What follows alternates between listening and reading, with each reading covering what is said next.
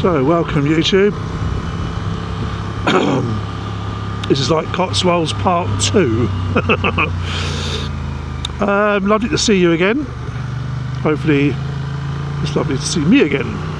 But anyway, on my way home, as you can see, I've got the phone off, other than a bit of music in the background, because I'm going to try and do this with no phone. So I'm going to get lost.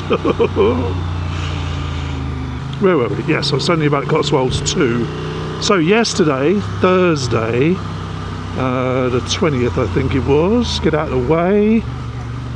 Unbelievable. Anyway,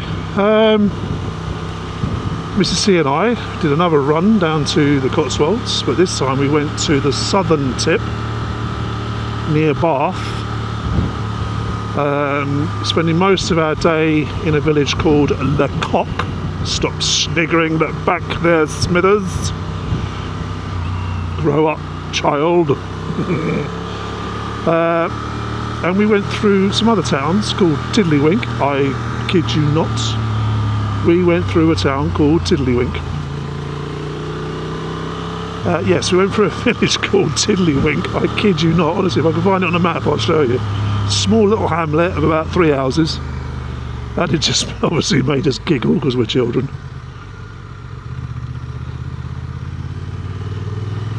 That lovely, eh? So we went to LaCock and we went to Castle, and I keep forgetting the name of it, honestly, Castle something.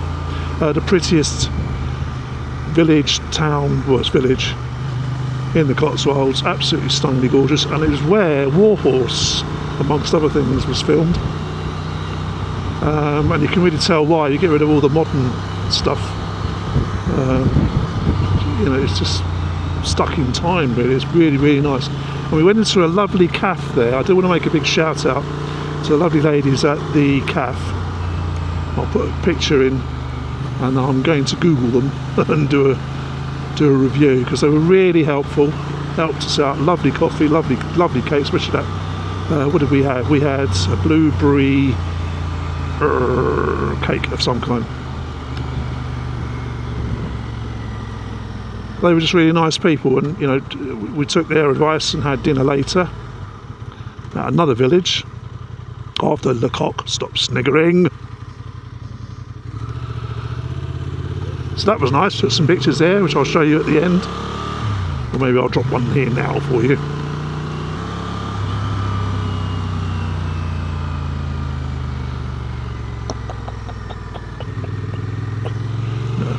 Anywho, sorry, I was thinking about going up there. I know I've said before I haven't been up there before, but not today. Very pretty. And then we went to LaCock. I swear it's called LaCock, L-A-C-O-C-K. LaCock. Obviously one of the Normans that invaded us back in the day. Anywho's, now that's famous because, again, that's been used for many, many films and TV programmes, including Harry Potter and everything. Even the manor that's there, the Abbey, was used in various bits. I'll put a few pictures here and you can guess which films they were in. But Lord Talbot, one of, invented the first photographic negative. So of course I was enamoured, you know, so I had to take a picture of the famous lattice window, and I had my Olympus Trip again, and hopefully I've developed the films and I'll show you that. So I got a negative of the window that was shot for the first negative ever in recorded history. That was a nice sort of thing, so I've done that in honour of Mr. Talbot. And the Abbey was nice, very pleasant. And the town was gorgeous, absolutely stunning. Again, you know, take away all the modern bits and pieces and cars, and you can see just how easily it could turn into a 17th or 18th century town, market town, village, road kind of thing, you know. So that was nice. And then we went off to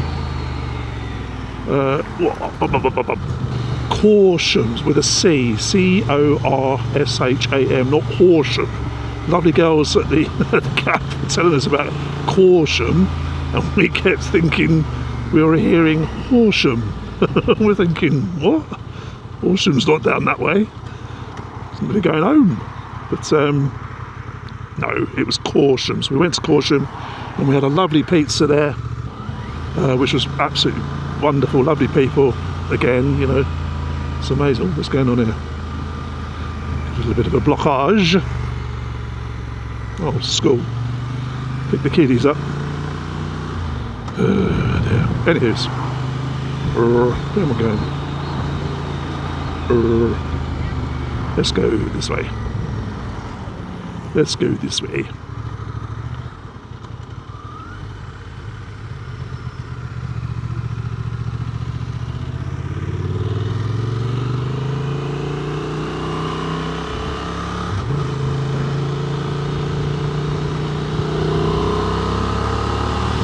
Yeah, so Corsham it was for our lunch, and then home. We had a really nice time, and the weather was stunning. I mean, it was like, oh, we were walking around in t-shirt order, and we saw the pit. That's it. Corsham is famous for the peacocks that just roam the streets, and we got the pictures of them.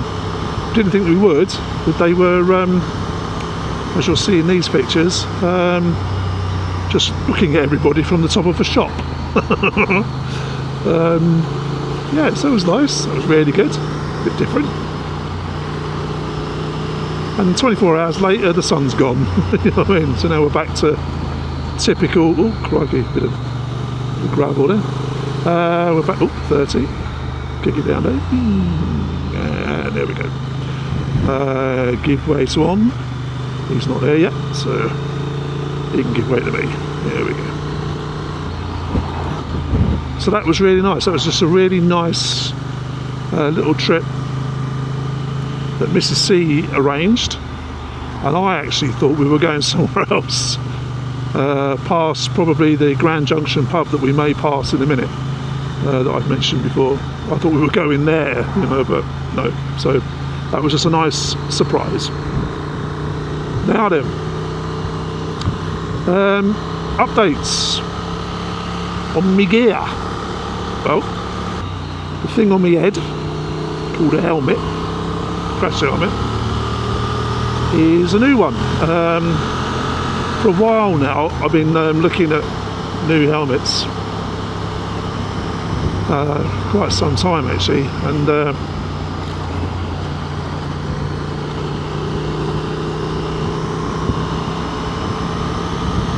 these John Doe crash helmets, I'm not sponsored by anybody, it's me, I bought it from my friends at Urban Rider in Fulham, and I bought the sort of, what do you call it, steel blue version, something like that, with the blue visor, which I've got down at the moment.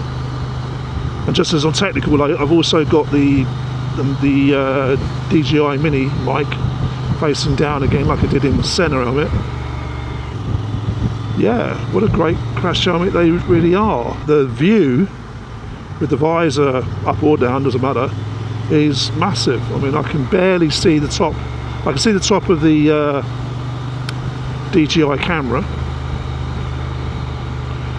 because the chin bar is quite thin, quite narrow, so that doesn't get obscured completely, which is great because I can actually see the top of the screen if need be, which I don't, but you know, I've got vision all the way across and completely above. I can barely see the top of the crash helmet, you know, the foam inside.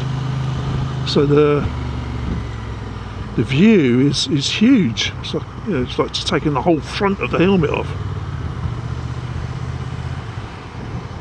So yeah, enjoying that.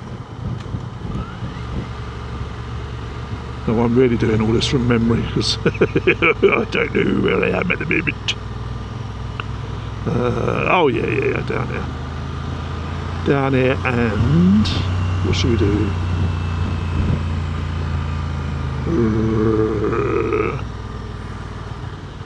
This way. That's it. The coach was my blocker. Marvellous, thank you very much. GG's, take it easy.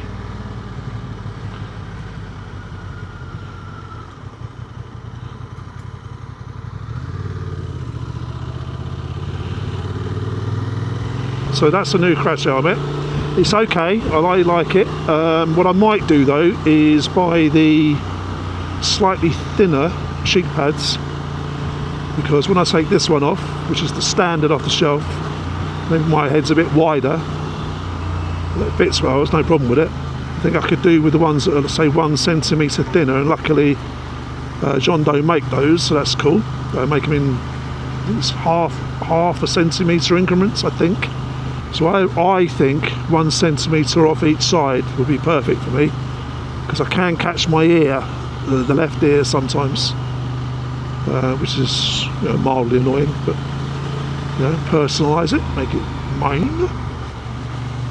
The blue tinted screen that comes with it, along with the clear screen, because I would manage to get one still under the offer of a couple of screens.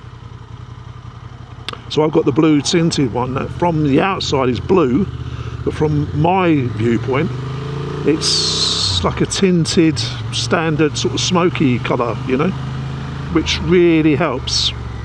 And it helps in 2 ways. Now, one, which it's designed for, obviously, like sunshine, but also which it's not designed for and not recommended, but you know, I just tried it to see, is in the mornings when I'm going to work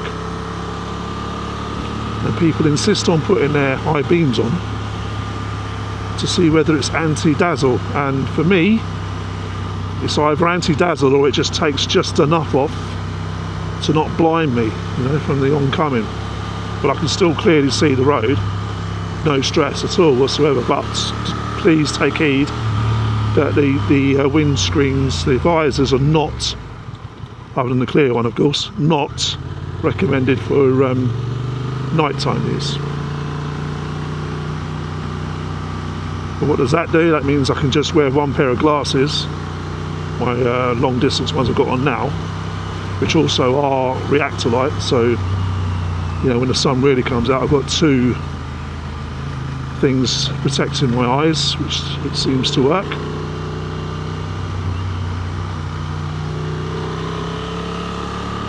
So yeah, that was a good purchase. Now, what did I have to do? This helmet, obviously, it can take Cardo or Senna exterior based Bluetooth thingy for calls and all of that. So I took the one off I had on my original LS2 and retrofitted it, well, put it into this.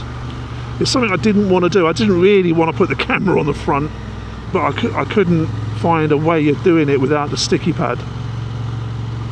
I did buy the sort of, was it Y-shaped brace thing that you strap on the front, but because the chin pad is thin, it doesn't fit. And I bought the clip thing, and again that was like massive, and that obviously didn't fit the bar as well, or it would have been too low down or something. 1 second, let me just get around this corner. Okay.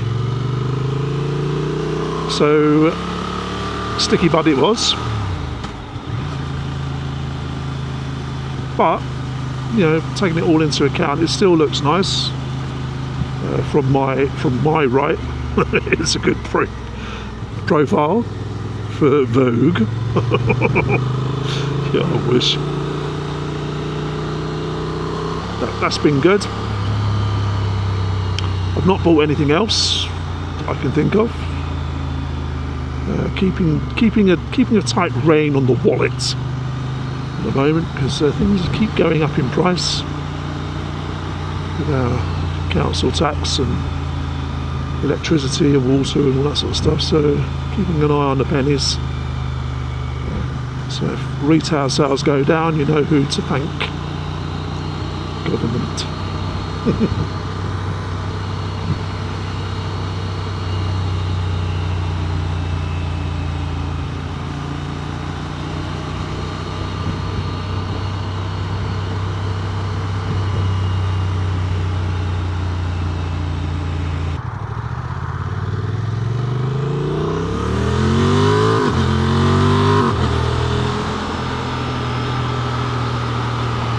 So we've caught up, I think, Cotswolds 2 with LaCock.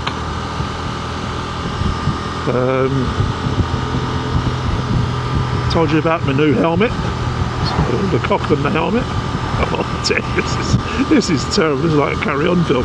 Carry on riding to LaCock and Le Helmet through Tiddlywink. If it hadn't happened, I wouldn't have believed it myself. So I don't blame you if you don't believe me. Well, I'll put the maps up, you'll see. So there you go. So I wish you well. The weather's here, so you should be out on your bike now. I've got no thermals on. It's 15 degrees. I'm loving life. So I'm going to leave you for now. Just a nice short video. So we caught up. I'll put the pictures at the end, as usual, so you can enjoy those, hopefully. And I'm now going to get lost. Who said I wish he would? God, dearie me, you're a tough crowd today. Okay, as always, love you lots. Keep happy, keep safe out there on the roads, and see you again very, very soon. I'm on fire.